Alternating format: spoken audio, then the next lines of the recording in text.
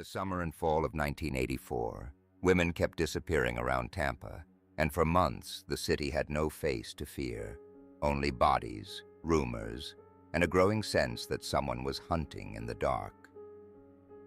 When the pattern finally broke, it was not because the system got ahead of him, but because a 17-year-old girl survived, remembered everything she could, and helped stop a man tied to at least 10 murders.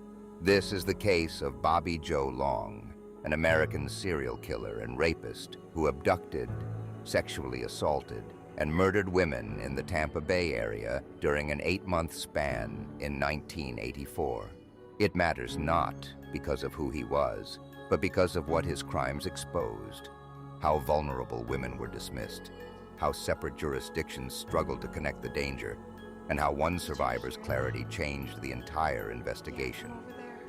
Long was born in Canova, West Virginia, on October 14, 1953, and accounts of his early life describe instability, humiliation, and repeated trauma. But none of that excuses what he later chose to do. He was born with an extra X chromosome, a specific variant of Klinefelter syndrome, developed breasts as a child, and was teased so badly that he underwent breast reduction surgery as a teenager. He also suffered multiple head injuries in childhood accidents, and biographical accounts describe a deeply dysfunctional home life centered on an unhealthy dependence on his mother. He reportedly slept in her bed into adolescence and resented the string of boyfriends who came and went while she worked late nights. As an adult, he married his high school girlfriend in 1974, had 2 children, and then watched that marriage collapse when his wife filed for divorce in 1980, citing domestic and sexual abuse. By 1983, he had moved to the Tampa Bay area, carrying violence with him long before the murders that would make headlines. In 1984, while on probation for assault, he began a known killing spree that targeted women across the region. The first victim linked to him was Artise Ann Wick, a 20-year-old from Indiana who had hitchhiked to Tampa and was engaged to be married. She was killed in March 1984, and her body was later discovered in a rural area, one more sign that something predatory had been moving through Central Florida long before the public fully understood it. Investigators would later link Long to the murders of Ngunthilana Long, Michelle Denise Sims, Elizabeth Loudenbach, Victoria Marie, Vicki Elliott, Kimberly Kyle Hops, Chanel Devon Williams, Karen Beth Dinsfriend, Virginia Lee Johnson, and Kimberly Marie Swan. Their ages ranged from 18 to 28. Some were walking alone, some were vulnerable because of circumstance, and too many entered the official record first as bodies instead of people. That is one of the lasting indictments of this case. The names deserve to be heard in full, because the historical record is too often built around the offender, while the women he stole from are reduced to a tally. In Tampa, the murders created fear, but they also unfolded inside a social landscape where women near sex work corridors or transient routes could be overlooked, doubted, or treated as background noise. Long exploited that vulnerability.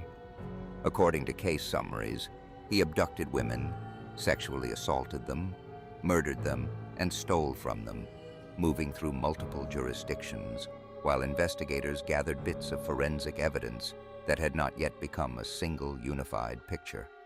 Clothing, carpet fibers, semen evidence, ligature marks, and rope knots were collected in different places as detectives tried to understand whether they were hunting one offender or several. The crimes did not come all at once in the public mind, but the escalation was real. March turned into May, May into June, and then after a brief gap, the killings continued into September, October, and November. Each new victim sharpened the urgency and deepened the failure. One warning sign came in the attack on Linda Nuttall, a 33-year-old woman long assaulted in her home. Another was that he was already on probation for assault when the murder spree began. Those facts matter because serial cases are rarely built only out of mystery. They are also built out of missed chances, downgraded danger, and violence that was visible before it was recognized as a pattern. The investigation began to change when detectives in several Tampa Bay jurisdictions started seeing forensic consistencies across cases. Authorities had evidence, but evidence without the right suspect is like a map without a destination.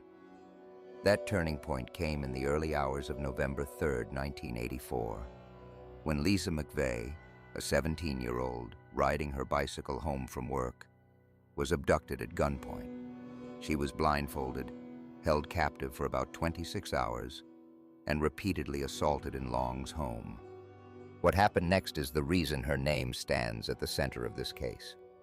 McVeigh understood she might not survive, so she turned observation into resistance. While blindfolded, she focused on sounds, movements, timing, the route, the layout of the space, and the details of the man holding her. She intentionally left her fingerprints on surfaces in his bathroom so that if she was killed, police might at least know she had been there.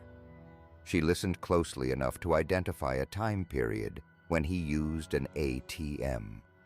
She noticed details about his car, his home, and the path they traveled. And when he unexpectedly released her in a remote area and told her to keep the blindfold on, she did not waste the chance.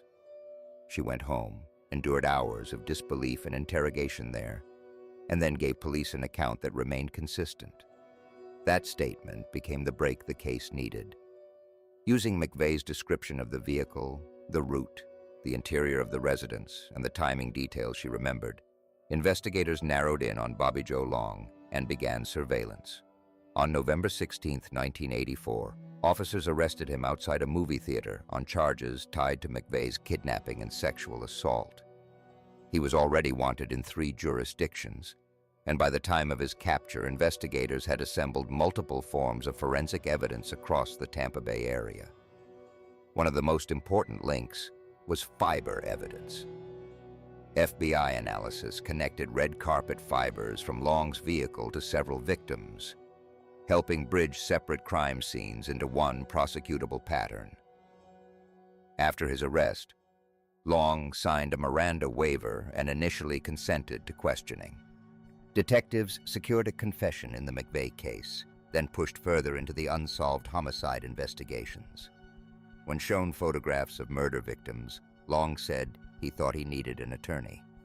No attorney was provided, and he eventually confessed to multiple murders anyway. That decision by investigators became one of the most consequential legal complications in the entire case. In the Michelle Sims proceedings, Long's first conviction and death sentence from 1985 were later reversed because the Florida Supreme Court found the confession had been obtained in violation of his right to counsel under Miranda. The reversal did not erase the case against him, but it showed how even overwhelming suspicion can be damaged when investigators cut corners in a capital case. Long later entered a plea bargain in Hillsborough County, pleading guilty in September 1985 to the crimes against Lisa McVeigh and to additional homicide, kidnapping, and sexual battery counts. He received numerous life sentences, while the state retained the option to seek death for the murder of Michelle Denise Sims. In July 1986, he was found guilty and sentenced to death in Florida for Sims's murder. The legal record remained complicated in other counts, including the overturning of his conviction in the Virginia Johnson case, but the core truth of the spree did not change. Women had been hunted across the Tampa area, and Lisa McVeigh's survival had stopped further attacks. Long spent more than 3 decades on death row. In April 2019, Governor Ron DeSantis signed his death warrant, and on May 23, 2019, Bobby Joe Long was executed by lethal injection at Florida State Prison. CNN reported that 2 surviving victims were present, including Lisa McVeigh Noland, who had waited more than 30 years for that moment. Accounts of the execution say he made no final statement. McVeigh's life after the abduction became its own answer to the violence. She went on to work in law enforcement in Hillsborough County, building a career focused on protection and prevention in the same community where she had once been dismissed as a traumatized teenager trying to tell the truth. That arc does not redeem the case, and it does not soften what happened to the women who did not get to come home. What it does is remind us that the most important figure in some investigations is not the killer, but the person who refuses to disappear into his story. Bobby Joe Long should not be remembered as a dark legend, a clever predator, or a monster dressed up for entertainment. He should be remembered as a violent offender who exploited institutional weakness and preyed on women whose lives deserved far more protection than they received. And the victims should be remembered by name. Ann Wick, Lana Long, Michelle Denise Sims, Elizabeth Ludenbach, Vicki Elliott, Kimberly Hops, Chanel Williams, Karen Dinsfriend, Virginia Johnson, and Kimberly Swan. Behind every name was a life interrupted, a family altered, and a future taken out of the world. Cases like this demand more than fascination. They demand attention to warning signs, respect for survivors, and a refusal to let victims become background detail in someone else's notoriety. If you want more true crime stories told with facts, context, and respect for the victims, subscribe to the channel, like this video, and comment with the case you want covered next.